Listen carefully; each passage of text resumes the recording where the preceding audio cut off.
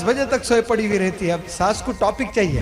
Handsome hunk बोलते थे उसको 25 साल में। 30 साल में ऐसा थैला हो गया, अंकल हो गया, चलने नहीं आ रहा उसको, मुश्किल हो गई जिंदगी उसकी। ये हाल हो रहा है। कौन कर रहे हैं? अपनी माँ कर रही है, अपनी बहन कर रही है, अपनी बीवी कर रही है। अपनी वालिदा मोहतरमा को साफ साफ बताइए मेरी वाइफ के साथ मुझे वक्त कैसे गुजारना है। अम्मी जान, इस्लामिक पॉइंट ऑफ व्यू से थोड़ा मुझे समझाइए। उसको चाहना या उससे नफरत करना? उसको कोई गिफ्ट दे सकता हूँ मैं या फिर नहीं दे सकता हूँ? उसको गिफ्ट देने के लिए आपसे परमिशन लेना पड़ेगा या फिर मैं खुद अपने तौर पर उसे गिफ्ट दे सकता हूँ? औरत का जो कैरेक्टर है वो सास बनने के बाद ही मालूम होता है।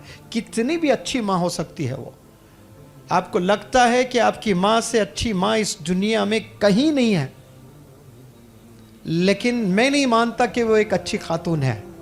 एक अच्छी खातून को समझने के लिए उसके माँ के कैरेक्टर